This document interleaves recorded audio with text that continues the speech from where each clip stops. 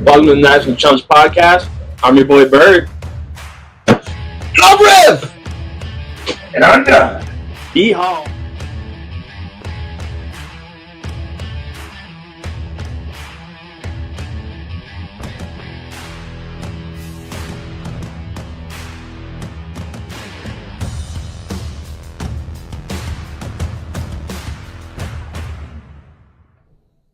All right, welcome back to National Chumps.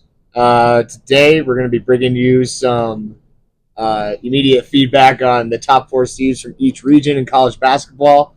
We're going to get the Ken Palm ranking in there as well to further discuss that. And we'll also be throwing somebody else in the chump bucket today. Exciting. Can't wait. So watch out for that. Sharks in the water around here as we're going to throw somebody in the chump bucket. So we're going to get started right away. And let's get into this top 4 seeds in each region. In the South region, they'll have your first 4 seeds there.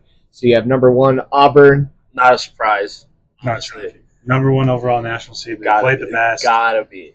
And this also came out before they beat Alabama, so Yeah. for sure number 1. So you have Auburn, Texas A&M sitting at 2. Then you got Wisconsin at 3, Texas Tech at 4. How do we feel about those top 4 seeds in the South region?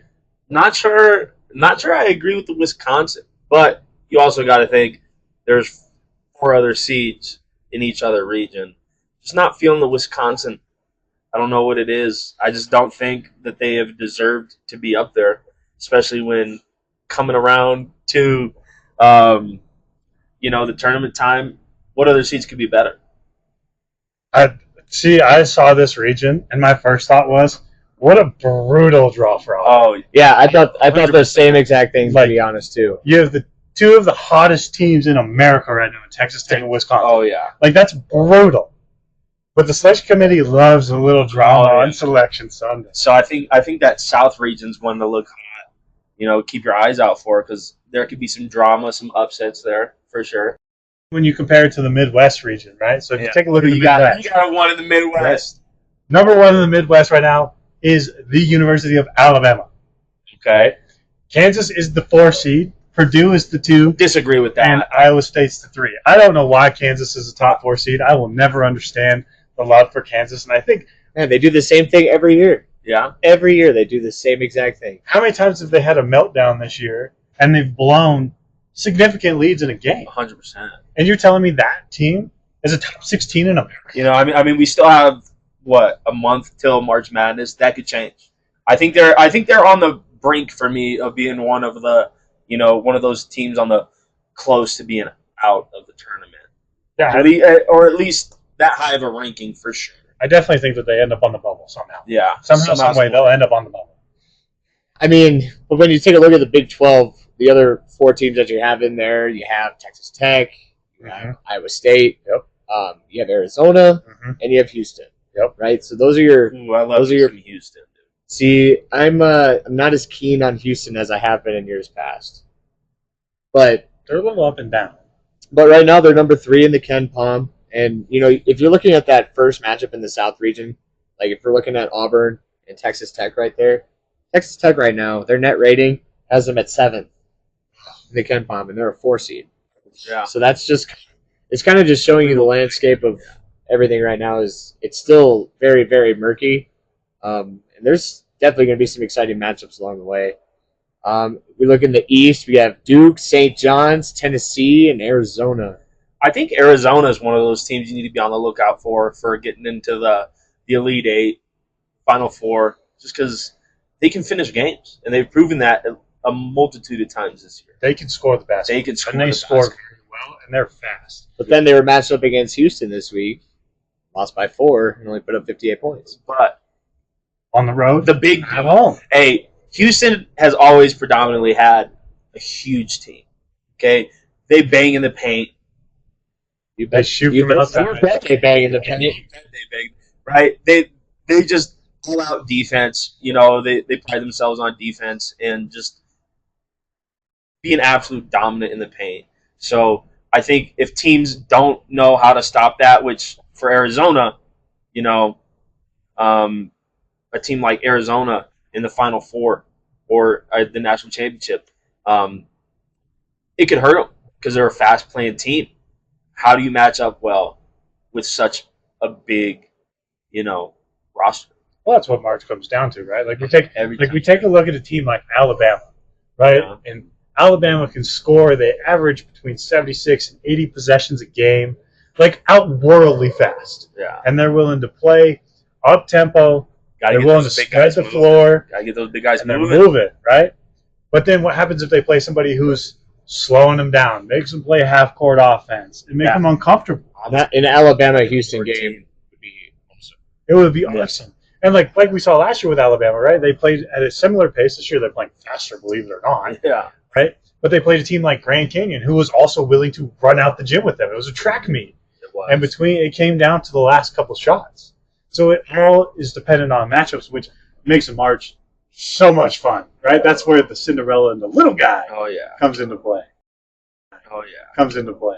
So excited. But I can't buy into Arizona being a national championship team. I can't either. Like, even Final Four. Like, I don't know if they have to come out of a bracket with Duke and Tennessee, they're not going to. That is a tough draw for Arizona. Like if I'm can't Duke, sleep on St. John's. They could also come out of that bracket. So if you, I know we talked last week about how much we like Rick Pitino.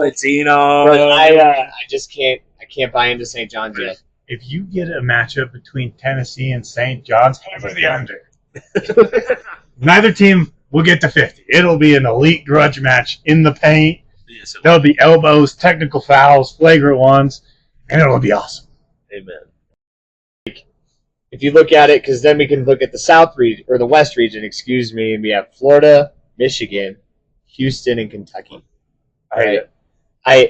All those teams are really, really boring to me. Hello, Cinderella. I think Michigan, as much as I love Michigan, born in Ann Arbor. Yeah. I don't know if they have enough depth to really get it done, especially if you got to play a team like Florida, who just they have some of the best big men in the country. Yeah. So they have elite size. And they're really good. They're playing the toughest conference in college basketball. I mean, even our SEC hater here in the middle can agree that it's hands down the best conference. It's shocked to see what the odds are to see conference champion tournament winner, because I bet SEC is probably sitting at like plus 180, plus 220. Yeah. It's got to be somewhere in there. They're going to have the most teams in the tournament, just top to bottom. Like, there's a potential to end up with all 4 1 seeds. Yeah. Like, that is a possibility. Yeah. It's crazy to think that.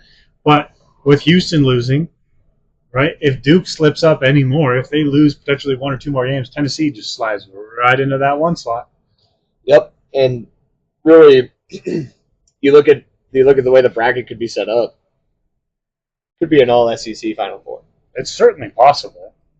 It would be. Yeah, you were just talking last episode about how Duke's best team in the country because they have Cooper Flag. Okay, that doesn't matter. I'm still an SEC guy through and through. Every sport. So I love to see it. How can you say that and then go right back on it and say Duke's the best team? I can have 2 viewpoints. I could love the SEC and everything that they do, but I can also love Duke and Cooper Flag and hope that they. You're like the people who don't cheer for the USA team in hockey because they don't have Sidney Crosby, and you've loved Sidney Crosby your whole life. Like, that's just, it's so just stupid. digging one deep. One deep. Man, like, it's just ridiculous to me that you can cheer for a conference, but yet say that they don't have the best team when they're hands down the best conference. I just love the reference. Look, I mean, it's just, like, I'm a huge Big Ten guy. That's my conference. It's the teams I'm most familiar with. Minnesota. I've won a few NCAA college football championships on PlayStation 5 with Northwestern. I love the Big Ten, but they're not as good this year.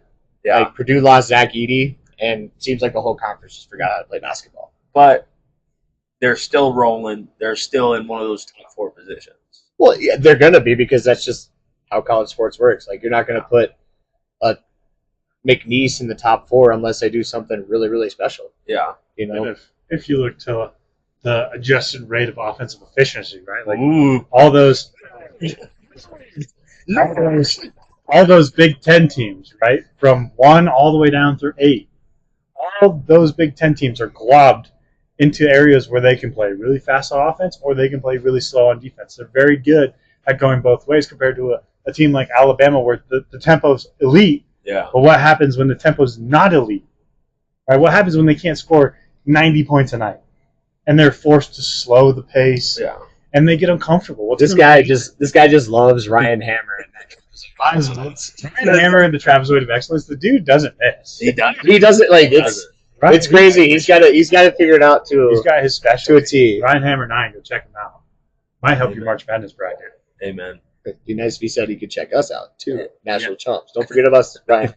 We're getting at least 13 people coming your way. Amen. But it's fun to just see those top 4 seeds come out because now you start really thinking about putting that bracket together. Yeah. Like for me, just sitting there and making 20 college basketball brackets and knowing that none of them are going to be good, just something about it just makes me feel so good. The strive for perfection. That's exactly what people are aiming for sure. It would be the world's best parlay. It would. It would be the world's best parlay, It and it wouldn't even be close. Yeah. Right? Like it's just there's so much madness that happens, and we bet enough mid-major basketball too, where I think you've said it before. Your wife has come in, and you're watching like Drake versus George Mason. Yeah, it's just these weird matchups, and it's like, is that college real? It's like it is. And this team could be a 13 seed that upsets that number 4. LIU, Franklin, Central Connecticut State. Yeah. Fires me up. Gives me a. I know we're a ways out to seeing the matchups, but you look at those 16 teams that are in there right now. Yeah. Which one is the most susceptible to losing around one game? Kansas. I think it's Kansas. I think it's got to be Kansas. It could be. But Kansas, Purdue's on the line for me. I also think Kentucky is in that conversation. 100%. Those would be my top 3 for automatic upset. Like, and I like watching Kentucky basketball. They're like you said a couple weeks ago when we were talking just amongst ourselves. Like they're fun. They bring in all these great recruits, especially when they had Coach Cal. Really like their coach now, by the way. Yeah. Just a former Kentucky guy. He's just trying to make that program as great as it can be, but just doesn't help that he's in the toughest conference in college basketball. First year coach. I also think St. John's is definitely in that picture. Like, don't get me wrong, Rick Pitino's great, but like we've talked about, like they can't really shoot from the outside. Yeah. So what happens when they give up a 10-0 run? Are they going to be able to shoot themselves back into the game? That's going to be difficult, especially if they're playing a team that runs the up-tempo offense and wants to run them out the gym. Like if they get paired up with like a Grand Canyon who wants to run. Yeah. Like they're in trouble. If they end up with Yale, who can shoot from the outside and play interior defense, I don't know. I don't even think Ivy League upsets. Ivy League upsets are always fun. Oh yeah, I don't think St. John's is in like the top 5 for 3-point percentages on the year. So St. John's and the Ken Palm is at 18. Yeah, they've just won a lot of close games. They've won a lot of games that they're not supposed to win if you argue it that way, right? Like they beat UConn, they beat Marquette. It's like their net rating has them at 18, obviously, but their defensive rating is 2. So St. John's is a clamp on people. They can play lockdown defense for sure. Yeah, but I also think that that's a product of the Big East. Right? The Big East doesn't have a lot of guys who are willing to shoot the ball from outside. Right? Like even Creighton, who can shoot from the outside, would prefer to play interior offense. Yeah. Right? How fast does Gonzaga leave the tournament this year? Do they make it far? I don't know. If we're looking in terms of what happens if they don't win the West Coast Conference? Because that's certainly a possibility. St. Mary's could beat them again. I agree, but I don't know. I think they'll be in. Yeah, they'll be in. I think if we're looking at stuff like KenPom, if we're looking at field percentages, if we're looking at offensive and defensive proficiency, they're in the top 5 in a lot of those categories. So I think, when they are on their game, when they're being consistent, that is a team that can at least get a win or 2 in the tournament. I'm not knocking Gonzaga out, like we did with those first 3 teams. Right now, Joe Lunardi's got them as an 8 seed. Right, so they play the 8-9 matchup. Sneaky 8 seed right there. But then if they win that game, they get the 1 seed in whichever region that they're in. And that's going to be a tough 8 seed to beat. It is a In tough my 8 seed to beat, but also like Gonzaga. they haven't played anybody in almost 2 months now, 3 months now. Right? They play St. Mary's. They play a great team twice a year. Yep. And then they go to the tournament and they find a way to blow it. Because Do you think that's on them, or do you think that's on their conference? it's on their conference? It's on their conference, yeah. It has to be. It's no disrespect to the West Coast Conference, but if they were elite, they would be getting more than 1 or 2 teams in.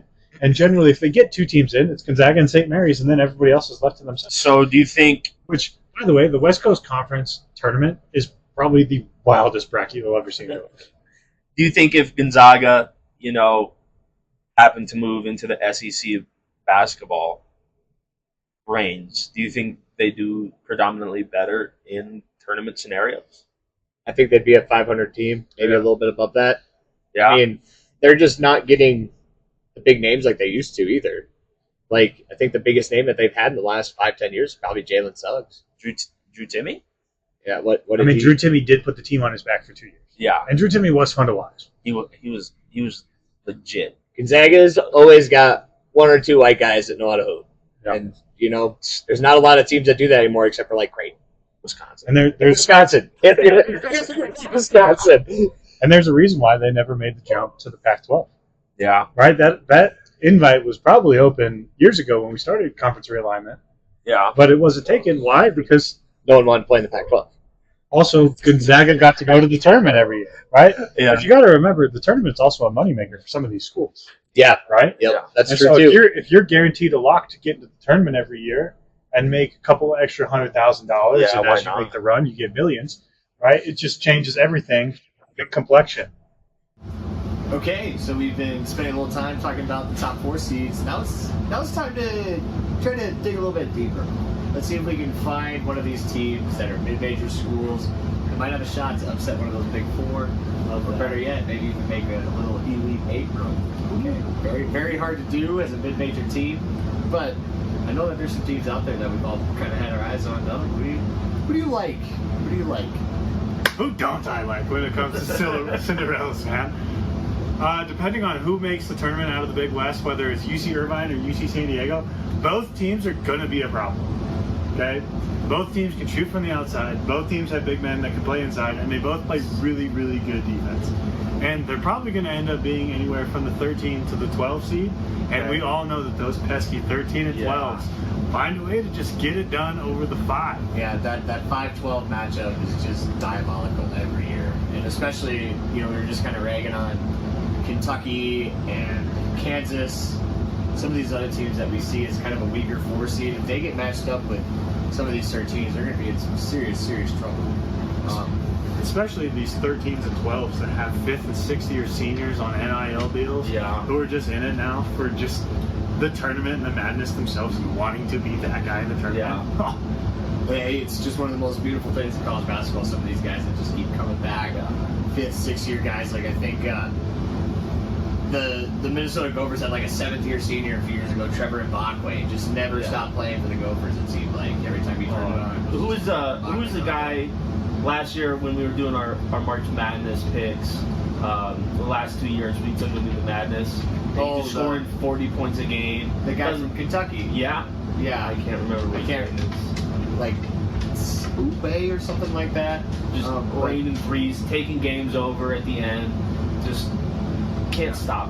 Dude, like R.J. Hunter at Georgia State a couple years ago, like the big game 3, when everybody was like, Georgia State has no idea what they're doing. R.J. Hunter pulls up from the logo and drains it for the win. He just drains it. Yeah, right? Jimmer Fredette with BYU. You can't forget some of these guys who have done that. Jimmer. The mid-major team that I'm really, really excited about is New Mexico. Okay. Right? So it was a tournament team last year.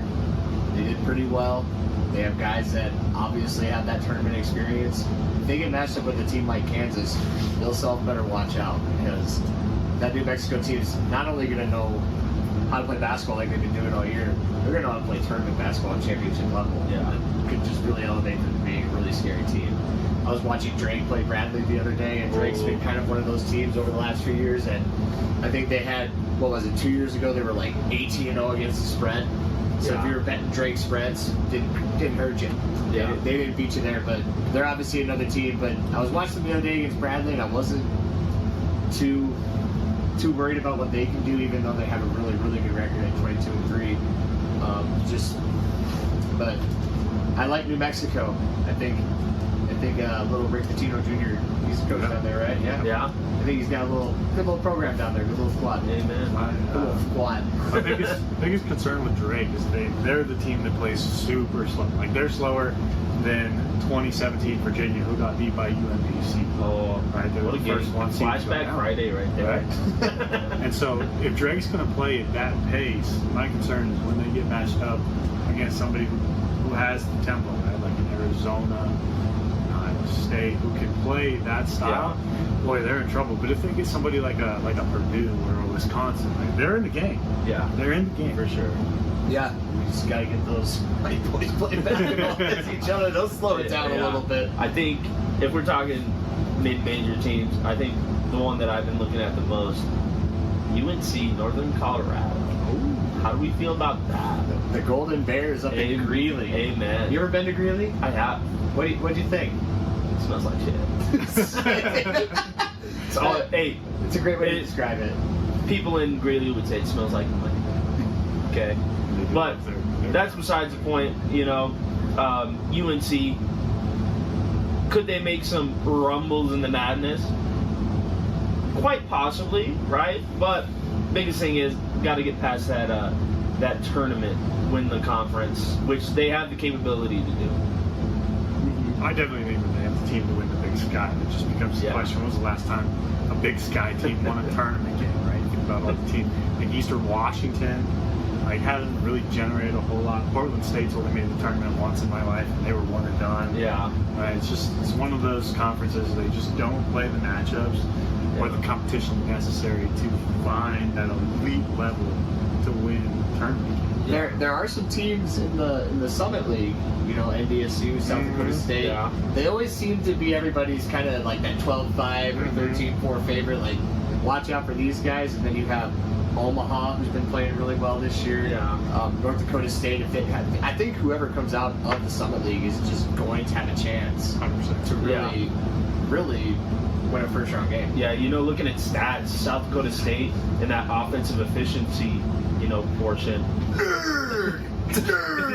Number one, in offensive efficiency and getting things done, scoring points per game. But, when they get matched, especially if they get matched up against a team like Auburn, with that possibility of being a 15-16 seed.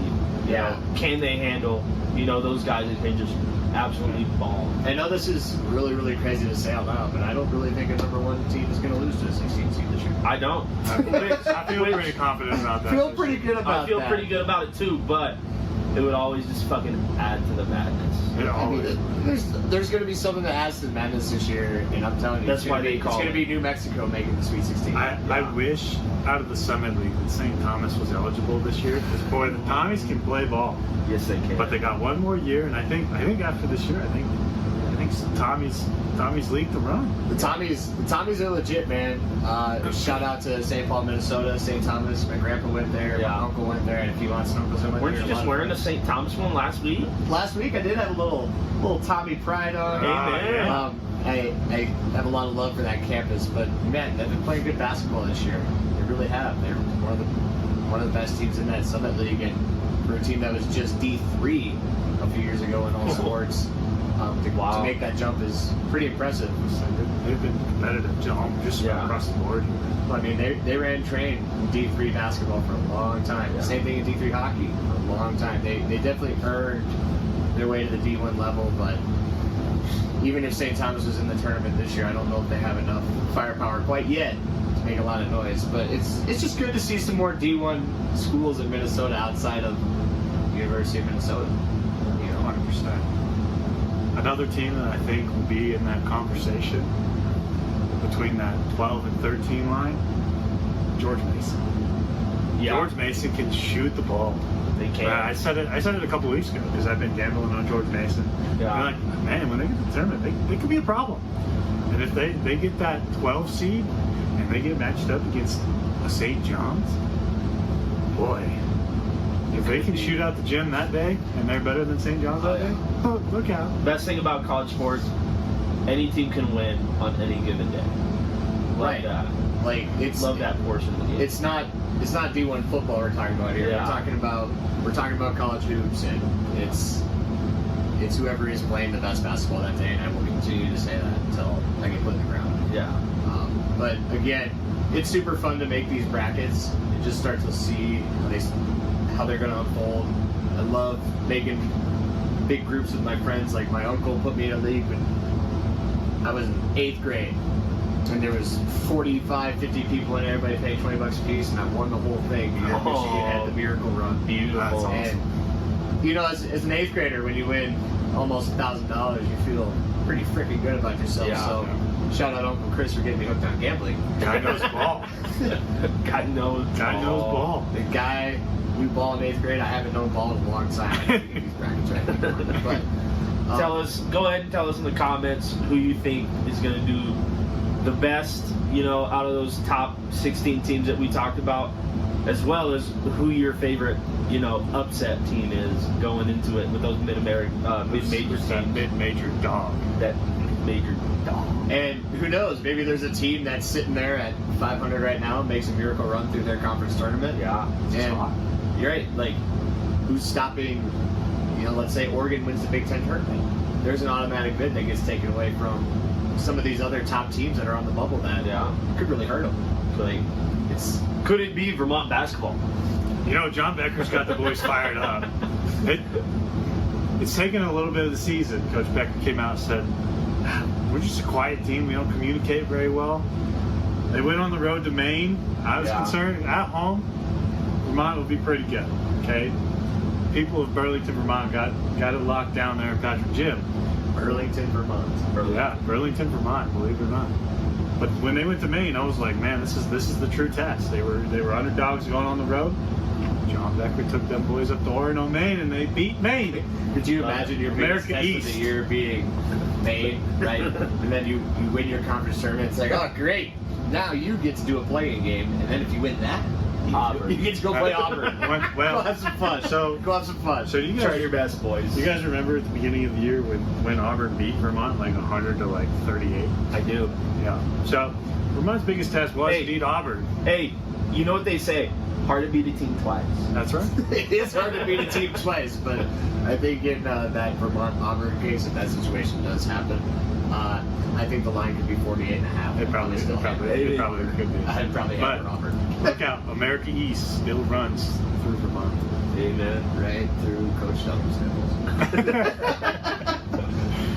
As always, we got the Chump Bucket out here. Yes, sir. Looking forward to throwing some shade at some teams that just are a little chumpy. So we have a couple of options in mind to throw into the Chump Bucket. Number one, Who's your number one to throw in the Chump Bucket? UNC. The University of North Carolina? Yes. Are you serious? I am completely serious.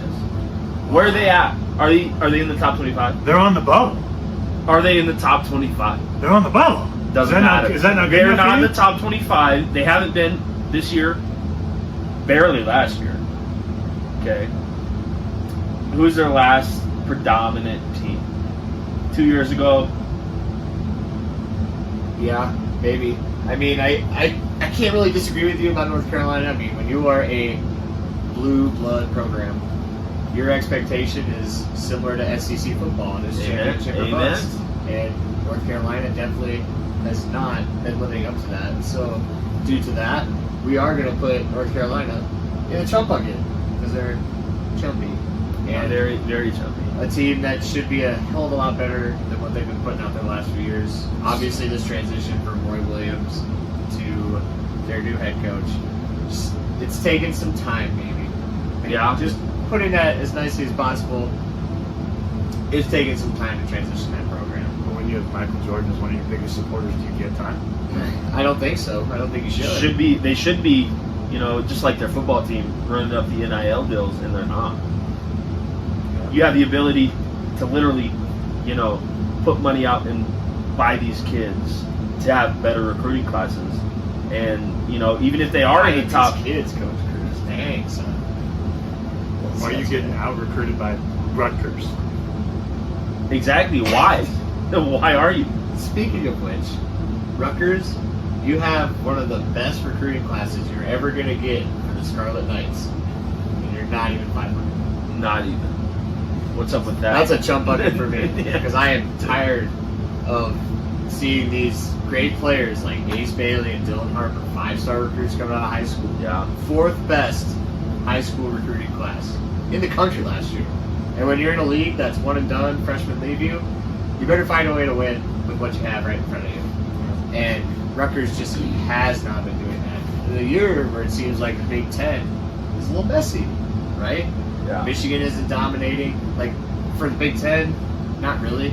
They're doing well. They're the best team in the Big Ten right now. Michigan State's fallen off the last month. They lost 3 games this month. Granted, 2 of them did come on the West I Coast swing. do like watching Michigan State just lose. I don't know why. It's not. I'm more of a Michigan fan myself. Okay, when it comes to college basketball, college football, I just can't stand the Michigan State Spartans. I have a soft spot for Tom Izzo, I even though I'm a agree as well. Michigan guy. But Michigan State, they haven't won a championship in a long time either. And they're what you would probably consider a top-tier blue chip, blue blood program. But Because, it goes January and February. Izzo, right? yes, that is how it goes. Like, you don't get that just because. It wouldn't Yeah. surprise any of us if Michigan State won the Big Ten. Yeah. The way Rutgers is playing this year, I would be shocked if they made a run in the Big Ten tournament and found a way to win. Yeah, It has not gone well. they went out to Eugene and just got programs. Yeah. And Oregon's been struggling last month. So you have the messy conference on top of one of the best recruiting classes you're ever going to get. Yeah. And sorry, but you're probably not going to get that recruiting class again after this year. Therefore, that's my chump bucket nominee this week. Rutgers Scarlet Knights basketball. Figure it the fuck out. When you have that much talent, you've got to find a way to win some basketball games. At least more than you lose. Yeah. I'm definitely in agreement here. Like, I had my chump bucket last week. You guys said your chump bucket this week, and I think that all 3 of our chump buckets are definitely worthy. Amen. If you're going to have a championship mentality and a championship effort, you can't find yourself anywhere near the chump bucket. Yeah. And that's why we haven't mentioned the teams that are of the elite, like we talked about today. And hopefully, we see some of these teams do well in their conference tournament, get hot into March Madness, and then when we get to March Madness, let the madness happen. Amen. Like, subscribe, follow along. Yes, sir. Hopefully, we continue to grow this podcast. We appreciate all of you listeners. Shout out We'll to see all the chumps following along week 2. We appreciate you guys. And stay tuned because one of those teams that we talked about today, that weren't chumps, that top 16, you bet your ass they're probably going to find their way to this chump bucket at least. Amen.